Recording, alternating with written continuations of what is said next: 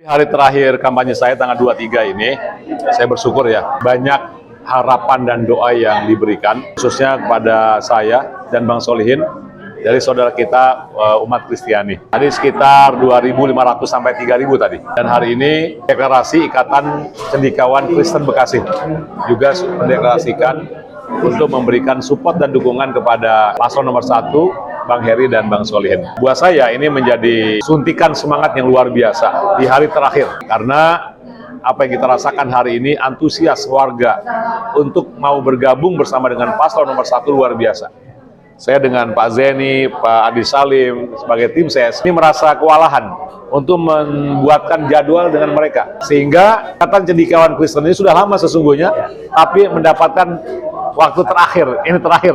Setelah ini saya mau tidur berdoa. Oh ya, tadi juga sore kita mendapatkan acara upa-upa yang diberikan oleh para persadaan dari Tapanuli Selatan 12. Saya diberikan gelar Siregar secara resmi karena mereka melihat Siregar saya yang diberikan saat tahun 96 setelah saya menikah itu disangka belum resmi. Ya udah saya ikut aja. Tapi intinya adalah mereka mendoakan dan juga memberikan support untuk paslon nomor 1, saya dan Bang Solihin. Kira-kira hari terakhir ini luar biasa, walaupun melelahkan, meletihkan, tapi saya puas apa yang menjadi program-program pemenangan ini bisa berjalan mudah-mudahan 100%. Amin. Kalau masuk tenang, besok mulai Minggu, Senin, Selasa, pertama tentu saya dengan tim akan konsolidasi ya, mengevaluasi sambil merencanakan kira-kira di tanggal 27 itu kita akan memprogramkan kegiatan apa. Yang kedua, tentu setelah usaha kita lakukan tidak lain kecuali kita banyak berdoa mengetuk pintu langit. Karena buat kita, umat yang beragama, pasti setiap usaha yang kita lakukan harus kita sertai dengan doa. Penting ini. Karena kalau usaha dan doa kita padukan, jika menang, kita tidak takabur, tidak sombong. Tapi kalau Allah takdirkan kita belum menggapai kemenangan, kita tidak akan menjadi hamba yang kecewa, menjadi hamba yang putus asa. Apapun buat kita takdir terbaik dua-duanya. Yang penting itu adalah bagian dari apa yang Allah berikan kepada kita sekalian. Namun dengan antusias masyarakat hari ini dan dukungan dan juga hasil survei terakhir, maka kita yakin mudah-mudahan takdir kemenangan yang Allah berikan kepada kita tanggal 27 insya Allah. Ya, itu survei periode 20 Oktober sampai 1 November. Ya, itu memang paket kita dengan Polmark itu memang 3 kali survei. Nanti ditutup dengan exit poll dan quick count. Masih ada 2 lagi. Exit poll itu nanti di hari H, ketika mereka keluar dari TPS. Nah, dengan jumlah TPS kurang lebih sekitar 10%. Dari 3.800 mungkin nanti yang akan dijadikan sebagai TPS kurang lebih sekitar 380. Itu sudah sangat mewakili. Sehingga mudah-mudahan kalau nanti exit poll-nya sudah ada hasilnya, maka jam 12 jam 1 kita sudah tahu hasilnya dari exit poll, bukan yang resmi. Tapi kalau quick count, kita mungkin sekitar maghrib. Tapi kalau dari C1 dari saksi, kita mungkin sekitar jam 9 sampai jam 10 malam sudah tahunya.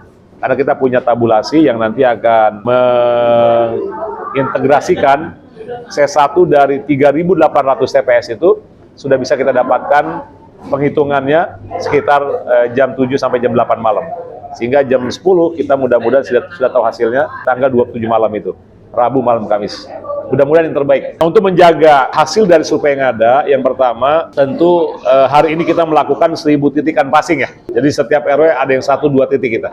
Ini untuk memasifkan kegiatan terakhir kita. Kemudian yang terakhir kita berharap mudah-mudahan tidak ada kondisi yang kemudian membuat stabilitas suara yang ada ini kemudian tetap terjaga.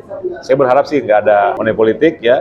Karena memang sejak awal kita sudah menantangani fakta integritas. Kita tidak menyebarkan berita hoax, ya, black campaign, juga tidak melakukan money politik dan seterusnya.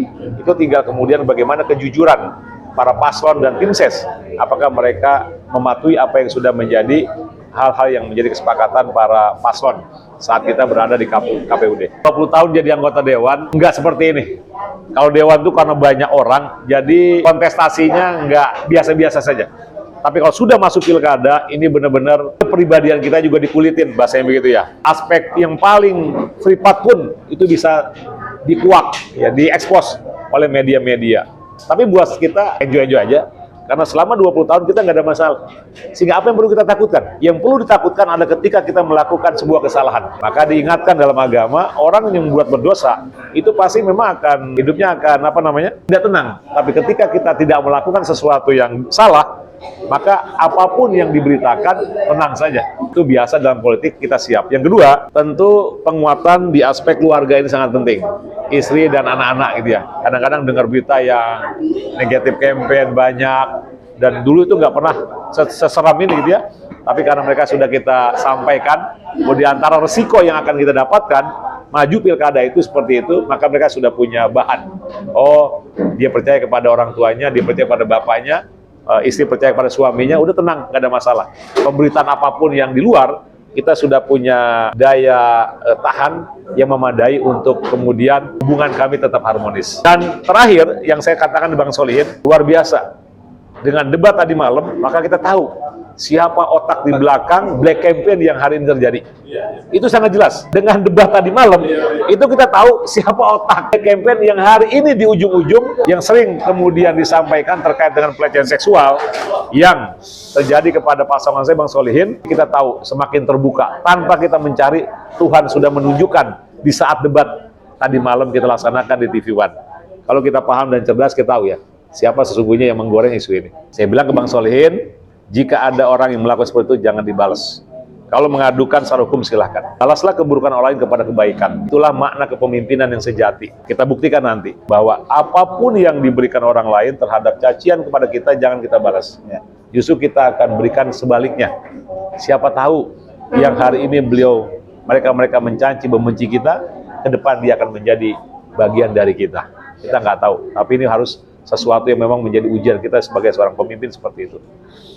Malam ini adalah hari terakhir masa kampanye untuk calon wali kota dan wakil wali kota melaksanakan kegiatannya ya. Nah, kami hadir di hari terakhir ini. Sebenarnya tadi Pak Wali sudah sampaikan bahwa sebenarnya beliau sudah lama ya ingin mengagendakan ke kami, ke Ikatan Cendekiawan Kristen Bekasi. Tetapi hari ini kami punya kesempatan ya. Tapi hari ini justru menjadi momentum bahwa Ikatan Cendekiawan Kristen Bekasi hadir di sini untuk sepenuh hati mendukung Pak Haji Heri Koswara dan Pak Gus Solihin sebagai wali kota dan wakil wali kota Bekasi untuk periode 2024 sampai dengan 2009. Kami yakin percaya bahwa beliau ini yang menjadi pemimpin yang bisa memajukan kota Bekasi.